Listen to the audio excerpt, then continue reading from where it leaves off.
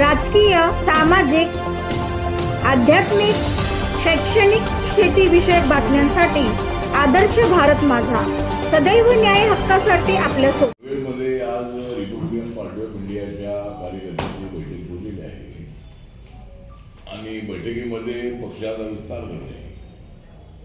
Republican पक्ष हा फक्त दलित बहुतांचा न राहता तो बाबासाहेब आंबेडकरांच्या विचाराचा अपक्ष आणि सर्व जाती जमातींचा पक्ष असला पाहिजे.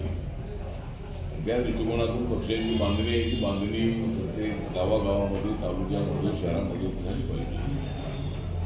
अनेक ठिकाणी रिपब्लिकन पक्षाच्या शाखा आहे, पण अजूनही इतर जाती जमातीच्या लोकांना या पक्षामध्ये संधी आहे, तर त्याला आणण्याचा प्रयत्न होत नाही आहे.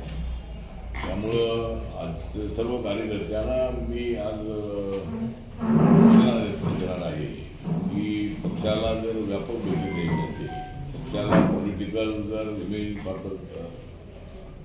द्यायचं असेल, सर्व लोकांना पक्षामध्ये आणलं पाहिजे. मराठा समाज आहे, आदिवासी समाज आहे, मायनॉरिटी आहे, दलित आहे, बौद्ध आहे, अशा सर्वांनाच पक्षामध्ये आणलं पाहिजे असा एक आमचा प्रयत्न आहे. येणाऱ्या ज्या महानगरपालिकेची निवडणूक जी आहे या ठिकाणी मागच्या वेळेला 3 जागा मला दिल्या होत्या. यावेळेला रिपब्लिकन पक्षाला 5 जागा मिळाव्या अशी आमची या ठिकाणी मागणी राहणार आहे. आणि कोणत्या जागा मागायच्या या संबंधामध्ये जिल्हा अध्यक्ष, शहर अध्यक्ष, प्रभारी सगळा निर्णय घेतील. आणि आदरणीय रामसिंग ठाकूर आहे, प्रशांत ठाकूर आहे, धैर्यशील पाटील आहे, तर यांच्याशी चर्चा करू. पनवेल महानगरपालिका आणि जिल्हा परिषद आणि पंचायत समिती जी आहे, जिल्हा परिषदेला 4-5 जागा मला जिल्ह्यामध्ये मिळाव्या आणि पंचायत समितीच्या 7-8 जागा मिळाव्यात अशी आमची अपेक्षा आहे. तर ऑप्शनमध्ये आम्हाला 1-1 जागा मिळावी यासाठी सुद्धा आम्ही प्रयत्न करणार आहोत. आणि आता ही जी निवडणूक आहे, महायुतीची बैठक जी आहे ती बैठक लवकरात लवकर घ्यावी आणि माननीय देवेंद्र फडणवीस यांच्या नेतृत्वाखाली, त्यानंतर एकनाथ शिंदे असतील, अजितदादा पवार असतील, यांच्या नेतृत्वाखाली पक्ष जो आमचं सरकार आहे हे सरकार अत्यंत मजबूत सरकार आहे. आमच्या सरकारसोबत 288 पैकी 237 लोकांचा पाठिंबा आम्हाला आहे आणि जनतेने भरभरून अशा पद्धतीचं यश आमच्या पदरात टाकलेलं आहे. कारण गेल्या 2.5 वर्षाच्या कालखंडामध्ये घेतलेले निर्णय अत्यंत लोकोपयोगी असे निर्णय होते. अनेक सर्व जाती धर्माच्या लोकांना जवळ करणारे होते. लाडकी बहीण योजनेमुळे सुद्धा अत्यंत चांगला फायदा झालेला आहे. आणि जो दलित बौद्ध समाज आहे हा लोकसभेच्या काळामध्ये थोडासा तो पुढे मागे होता. कारण महाविकास आघाडीने संविधान बदलणार आहे, आरक्षण जाणार आहे अशा पद्धतीच्या खोट्या अफवा पसरवून मतदारांमध्ये संभ्रम निर्माण करण्याचा प्रयत्न केला होता. आणि त्यामुळे आम्हाला लोकसभेच्या निवडणुकीमध्ये मोठा यश आलं. आम्हाला 40पर्यंत जागा मिळतील अशी अपेक्षा होती, तर फक्त 17 जागांवरतीच आम्हाला म्हणावं लागलं. त्यामुळं तर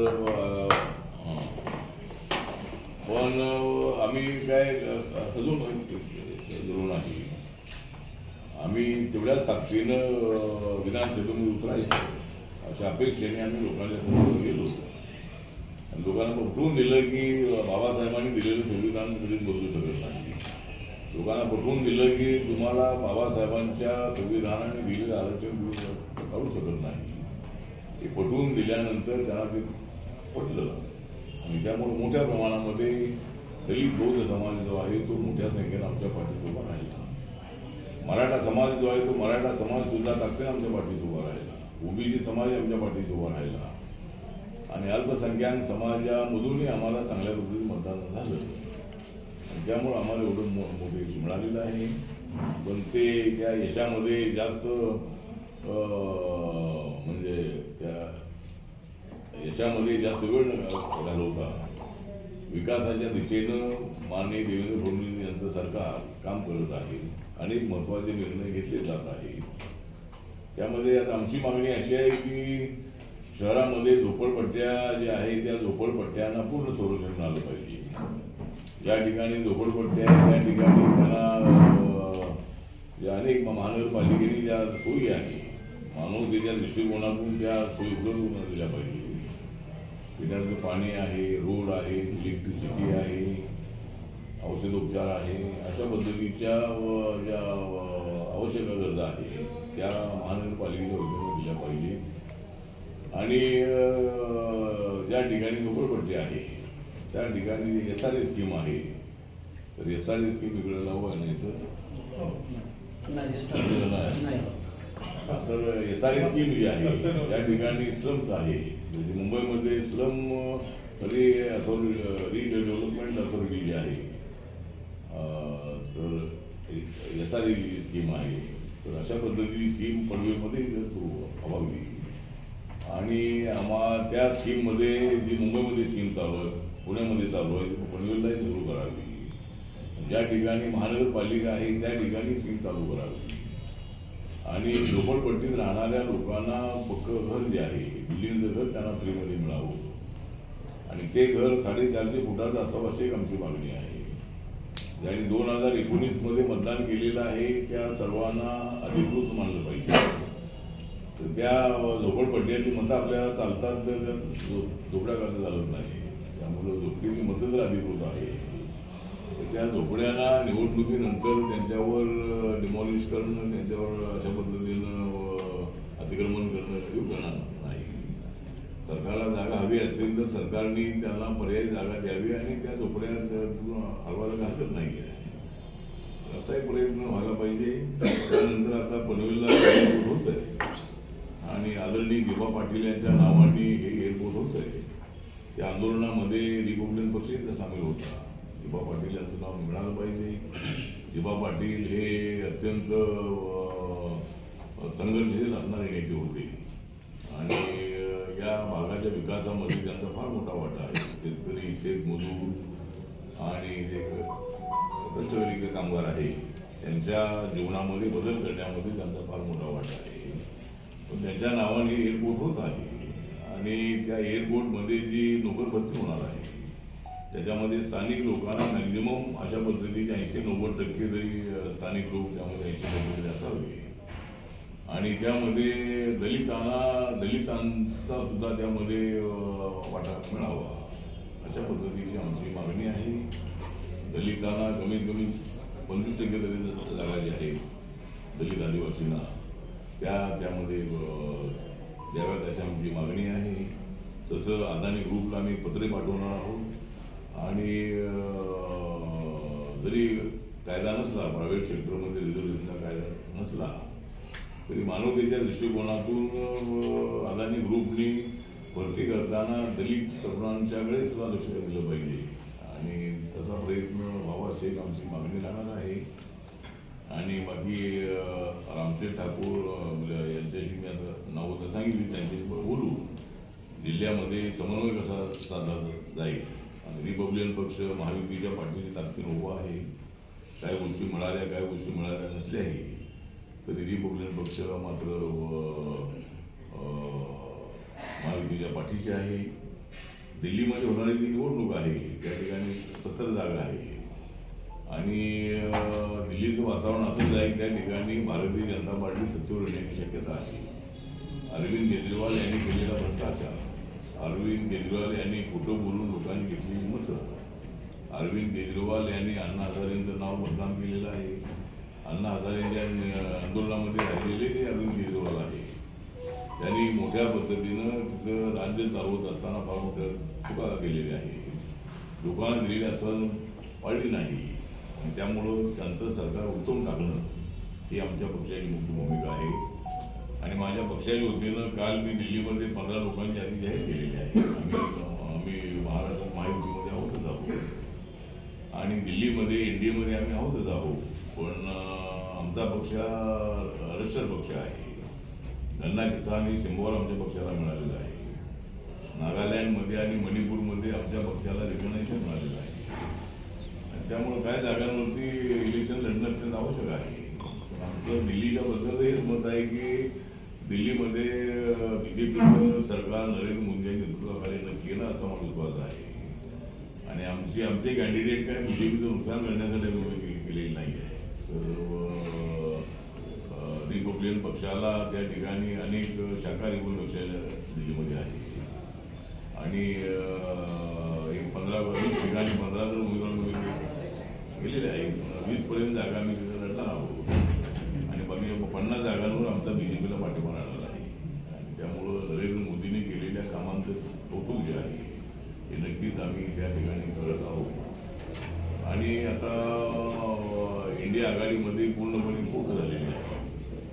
इंडिया आघाडीमध्ये काँग्रेस आणि आम आदमी पार्टी वेगळे लढत आहे. त्यामुळं त्या ठिकाणी मोठी फूट आहे. आणि एकूणच सगळ्या देशामध्ये अनेक पक्ष इंडिया आघाडीपासून वेगळे होतात आणि काँग्रेस मात्र एकत्र पडत आहे. महाराष्ट्रामध्येही संजय राऊत यांनी जाहीर केलेलं आहे की शिवसेना स्वबळावरती स्थानिक स्वराज्य संस्थांच्या निवडणुका लढणार आहे. आणि त्यामुळं महाविकास आघाडीमध्ये सुद्धा मोठ्या प्रमाणामध्ये वादविवाद आहे. आणि त्यामुळं महाराष्ट्रामध्ये आम्हाला काही अडचण अजिबात नाही आहे. महाविकास आघाडी आमच्यासमोर अत्यंत कमकुवत अशा पद्धतीची आघाडी आहे. आणि त्या आघाडीला पराभूत करणं हे आम्हाला अजिबात आवड अजिबात नाही. त्या दिशेनं आम्ही पुढे चाललेलो आहोत. आणि RPIला सोबत घेऊन आपण पुढं जाणं अत्यंत आवश्यक आहे. दुसरा जो मसाजोगमध्ये संतोष देशमुख यांची हत्या झालेली आहे त्याच्यामध्ये माननीय देवेंद्र फडणवीस यांनी अत्यंत चांगलं काम केलेलं आहे. सगळेचे सगळे 8 आरोपी त्या ठिकाणी पकडण्यात आलेले आहे आणि त्यांना मोका लावण्यात आलेला आहे. पण वाल्मिकी कराड जो आहे हा त्यामधला तसा मुख्य आरोपी आहे. कारण जे मारेकरी आहे ते मारेकरी त्याच्या तालमीत तयार झालेले आहे. सगळी मारेकरी जे आहे ते त्याचेच मारेकरी आहे. आणि त्यामुळं त्या वाल्मिकी कराडला त्याच्या पकडण्यात आलेला आहे. पण वाल्मिकी कराडला मोकाला लावलेला नाही आहे. तो मोका वाल्मिकी कराडलाही लावला पाहिजे अशी आमची मागणी आहे. आणि चौकशी निष्पक्षपणे झाली पाहिजे. आणि माननीय मुख्यमंत्र्यांनी सांगितलं त्यांच्या कुटुंबाला की या प्रकरणामध्ये गुन्हाची वेग केली जाणार नाही. अजितदादा पवार यांनी सांगितलंय की यामध्ये जे जागेवरील पोचतील त्यांना सोडणार नाही. आणि त्यामुळं मला वाटतं त्या केसमध्ये न्याय मिळाला पाहिजे. आरोपींना फाशी झाली पाहिजे. त्यानंतर परभणीमध्ये जो सोमनाथ सूर्यवंशी आहे जो दलित तरुण होता तो स्टुडंट होता त्याला लॉकअपमध्ये पोलिसांच्या मारहाणीमध्ये त्याचा मृत्यू झालेला आहे.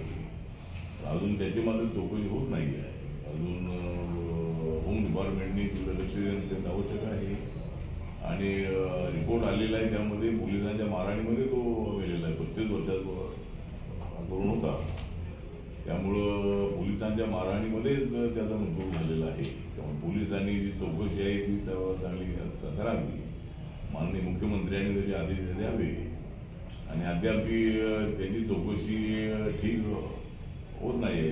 कोणत्या पोलिसांनी मारहाण केलेली आहे आणि कोणत्या पोलिसावर कारवाई झालेली असं काही दिसत नाही आहे.